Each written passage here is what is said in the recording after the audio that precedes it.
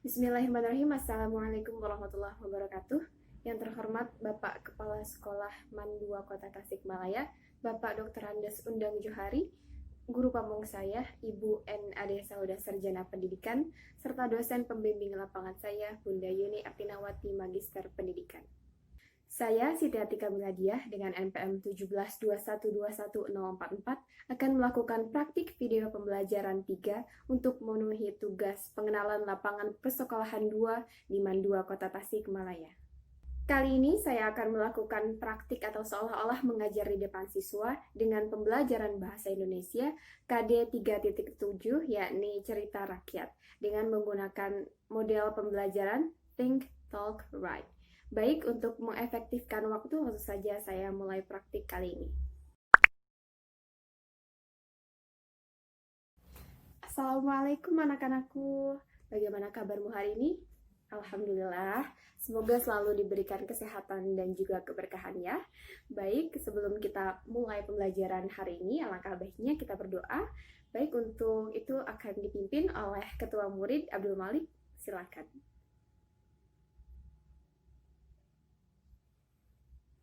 Alhamdulillah, terima kasih Abdul. Baik, langsung saja Ibu akan mengecek kehadiran ya.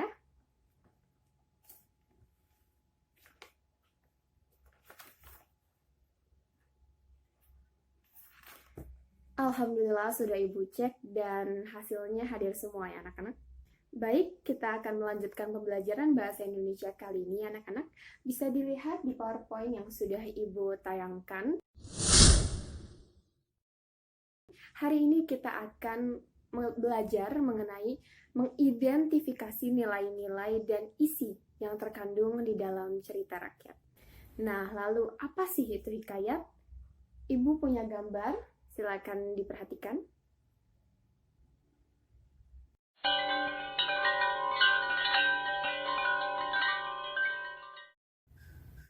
Nah, sudah diperhatikan? Baik, setelah melihat gambar tadi, menurut anak-anak, apa sih itu hikayat? Ya, pintar sekali. Alhamdulillah, semuanya sudah hampir betul ya.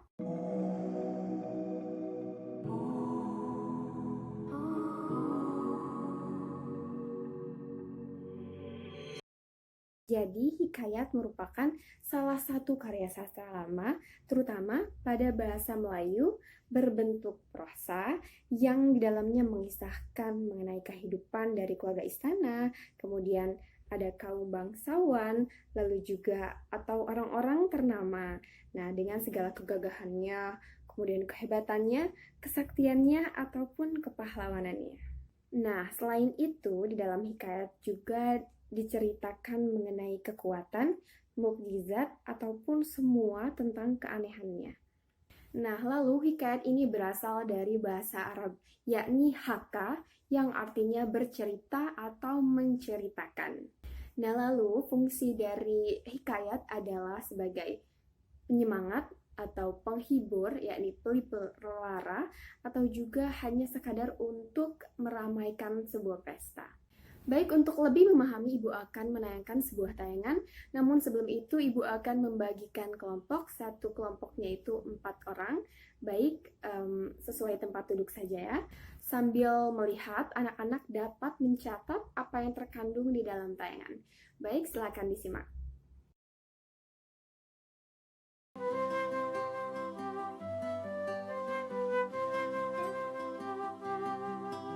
Pada zaman dahulu, hiduplah si ibu dan anaknya Malin Kundang di sebuah kampung pesisir pantai. Ayah Malin telah lama hilang di laut. Kini, Malin yang masih remaja membantu ibunya dengan bekerja sebagai tukang angkut barang bagi para pedagang. Malin bercita-cita untuk merantau dan mengumpul harta. Pada suatu hari, Malin mendapat kerja di atas sebuah kapal. Nahkoda kapal tertarik melihat Malin yang rajin, lalu mengajaknya berlayar. Malin menerimanya dengan gembira. Dengan berat hati, ibunya melepaskan anak tunggalnya itu. Setiap hari, Ibu Malin menunggu kepulangannya di pantai. Bertahun-tahun berlalu, Ibu Malin bertambah uzur, tetapi masih setia menunggu. Suatu hari, sebuah kapal yang mewah dan besar berlabuh di kampung itu. Ibu Malin berlari menuju pelabuhan dengan penuh harapan. Kelihatan pemilik kapal itu dan isterinya di atas kapal, sedang mendermakan wang kepada orang kampung. Ibu Malin sangat gembira kerana yakin Malin telah pulang. Dia memeluk pemilik kapal itu. Namun, lelaki itu bertindak kasar dan menolak perempuan tua itu sehingga terduduk.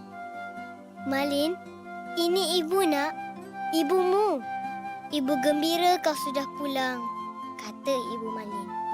Malin terkejut. Tidak disangkanya wanita berpakaian lusuh itu adalah ibunya yang sudah lama ditinggalkan. Namun, isteri Malin Kundang berkata dengan nada menghina. Benarkah pengemis ini ibu abang? Bukankah abang anak yatim piatu? Kerana malu, Malin mengarahkan anak kapalnya mengusir ibunya dengan kasar.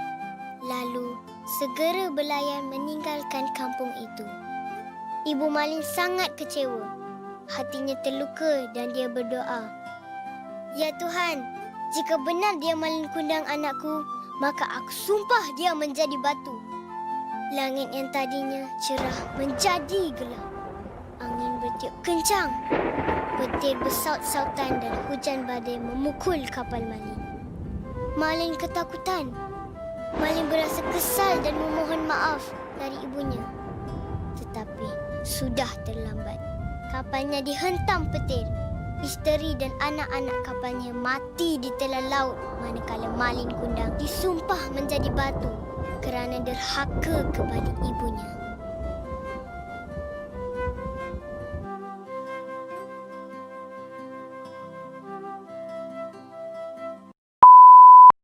Bagaimana? Sudah disimak? Alhamdulillah, baik. Sekarang berdiskusi dengan teman kelompok tadi, lalu tentukan mana pokok-pokok isi cerita dan nilai-nilai yang terkandung di dalamnya. Ibu beri waktu 20 menit, silakan.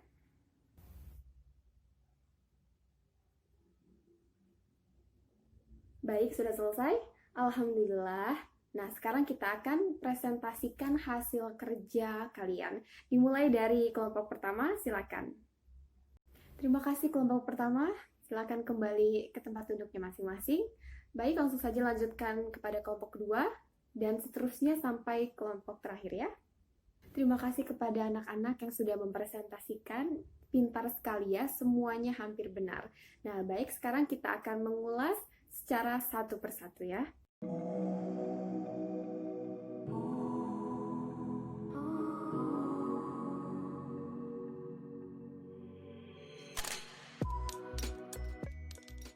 Nah, baik, dari cerita Malin Kundang tadi, pokok-pokok isi ceritanya yang pertama itu, Malin Kundang berasal dari keluarga miskin dan ia adalah anak yatim.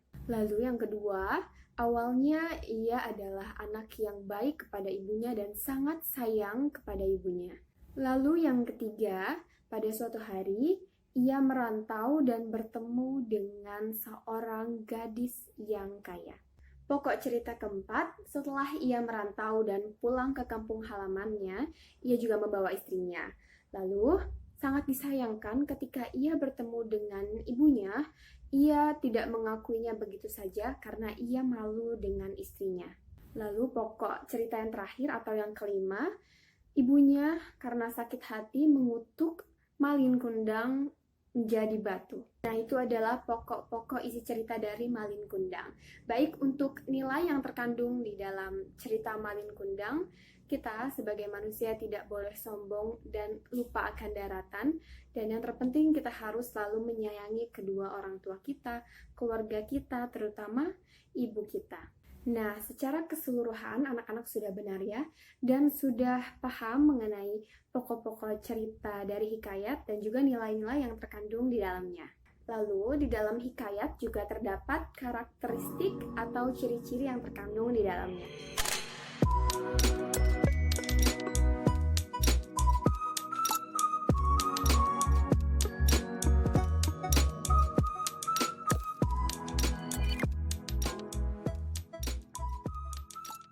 Apa sajakah itu? Nah, yang pertama ada bahasa. Biasanya, bahasa yang digunakan di dalam hikayat itu adalah bahasa Melayu. Lalu ciri-ciri yang kedua itu adalah istana sentris. Nah, istana sentris itu adalah latarnya itu istana atau menceritakan tentang kehidupan kerajaan. Lalu yang ketiga ada pralogis atau kemustahilan. Nah, jadi kemustahilan ini banyak sekali hal-hal janggal atau yang aneh yang terdapat di dalam hikayat. Nah, seperti cerita Malin Kundang tadi, yakni ketika ibunya mengutuk menjadi batu itu adalah hal yang aneh. Lalu ciri-ciri keempat yakni statis atau diam dan tidak berkembang. Jadi cerita rakyat atau hikayat dari tahun ke tahun ceritanya tetap begitu saja dan tidak berkembang. Lalu ciri yang kelima ada kesaktian. Nah, kesaktian ini adalah hal-hal yang bersifat mukjizat yang ada pada tokoh. Nah, dalam cerita Malin Kundang tadi, kesaktian ini terdapat pada ibunya ya, ketika ibunya mengutuk Malin Kundang menjadi batu. Lalu ciri dari hikayat yang keenam itu ada anonim. Nah, anonim di sini itu tidak diketahui pengarangnya. Jadi sebuah hikayat itu tidak tahu siapa pengarangnya.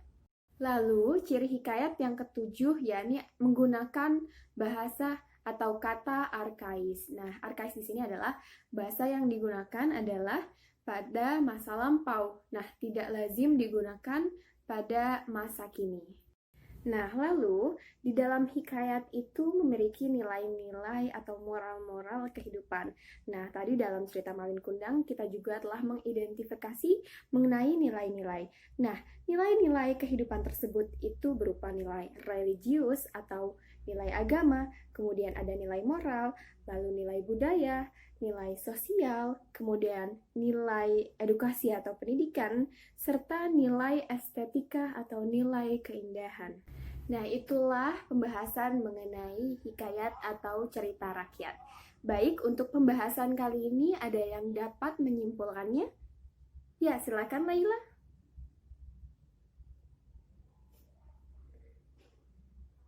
Ya, betul sekali ya Laila, terima kasih.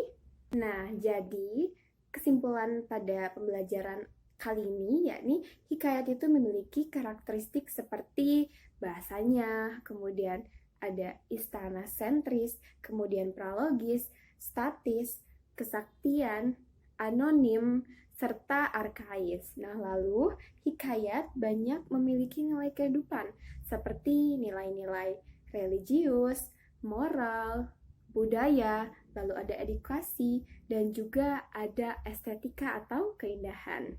Baik, pembelajaran kali ini sudah selesai ya, alhamdulillah, dan tadi juga pokok-pokok isi cerita dan nilai-nilai yang anak-anak buat sudah cukup betul ya. Nah, lalu untuk pembelajaran minggu depan kita akan lebih mengulik atau lebih memahami mengenai hikayat. Untuk pembelajaran hari ini dicukupkan sekian ya.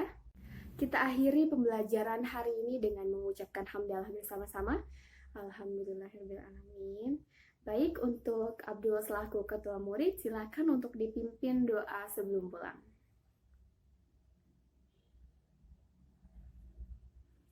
Baik, terima kasih Abdul. Terima kasih juga ya anak-anak. Sampai berjumpa minggu depan. Jangan lupakan pembelajaran hari ini karena minggu depan kita akan lebih mengulik mengenai hikayat. Baik, Ibu pamit undur diri ya. Wassalamualaikum warahmatullahi wabarakatuh. Sampai jumpa anak-anak. Alhamdulillahirrahmanirrahim, praktik video pembelajaran kali ini telah selesai. Terima kasih telah menonton sampai akhir. Terima kasih juga kepada Bapak Kepala Sekolah Mandua Kota Tasikmalaya, Bapak Dr. Andes Undang Johari, lalu guru pamong saya, Ibu N.A.D. Saroda Sarjana Pendidikan yang telah memberikan saya ilmu, serta dosen pembimbing lapangan saya yakni Bunda Yuni Artinawati, Magister Pendidikan yang telah membimbing saya sampai saat ini. Mohon maaf apabila praktik saya tadi masih jauh dari kata sempurna dan masih banyak kekurangan.